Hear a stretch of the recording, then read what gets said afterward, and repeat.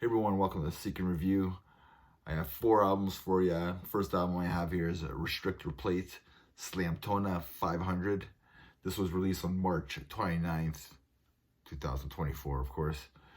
This is a brutal slam metal band from Richmond, Virginia.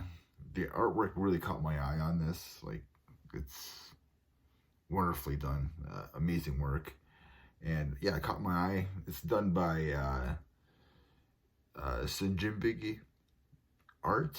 I don't think I pronounced that right, but I'll put the name of the artist right there.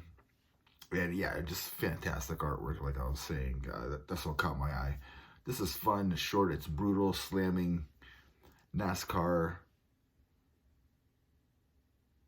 goodness, I guess you can say, man. It's just a really good time. Parodies of NASCAR racing and stuff like that. So it's a really good time. It's 5 songs that slam. I gave this album an 8 out of 10. It's brutal and it's just a good time. I had a good time listening to this album. There's some short skits in here to make you laugh before each track. So yeah, it's brutal death metal. Vocals. Give it a listen. It's a good time. So number 1 here, I got Restrictor Plate Slamtona 500. Second album I have here is Rogga Johansson, The Other World.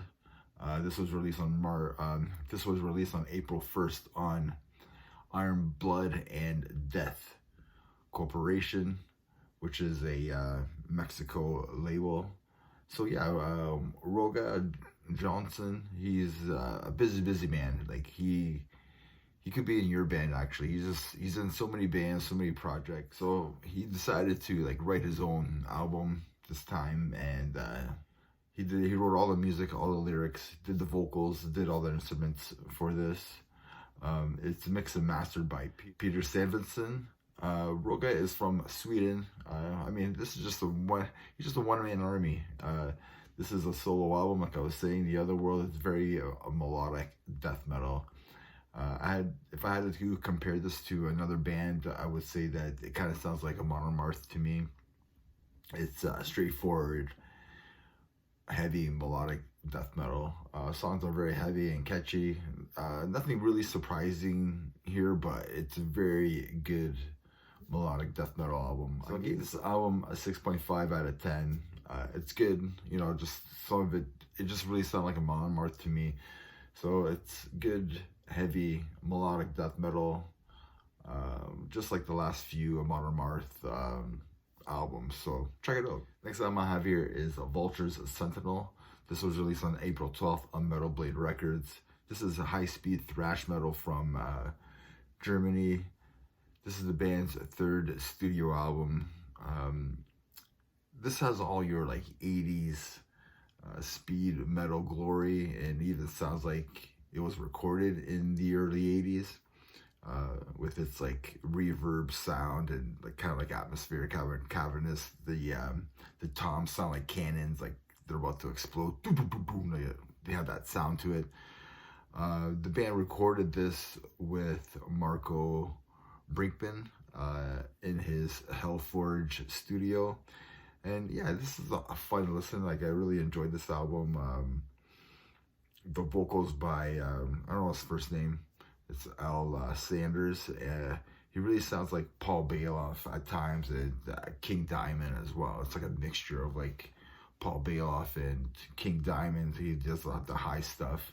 I gave this album a 7.5 out of 10. My only, like, I guess, issue with this album is that I listened to it a couple times already, and there's nothing memorable. There's no real hooks, anything that really like caught me. It's a fun listen.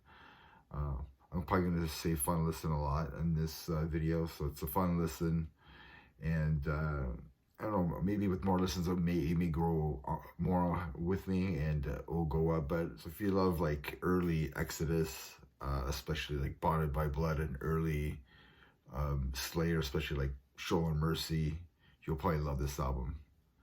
So let me know what you think. Cheers, guys. Next album I'm gonna have here, it's a thrash metal band. This is BattleCreek, Maze of the Mind. This is the band's third studio album, and it was released on April 11th on Mosher Zero Records. This has that Bay Area thrash with some German riffs and beers to it. The album just takes off with the opening track, Implosion of the Sun. If that doesn't grab you, hopefully the next track will. King of the Rats, which is another barn burner. Every track on here is in-your-face thrash. It's all about the mosh pit with these guys. So there's a track on here called Knockout in the First Round. Even that sounds tough. It's for mosh pit. Get in the mosh pit, you're headbanging. It's full of thrash metal goodness. I gave this an easy like 8 out of 10. Even closed the album off with an instrumental. The vocals have like a municipal waste vibe to them, which is pretty cool. I mean, this is a fun listen. Thrash metal is fun. If you love bands like Creator and Warbringer, and if you love beer, you'll definitely love this album. And remember, everybody, I will have the links in the descriptions below, and Metal Never Dies. Cheers.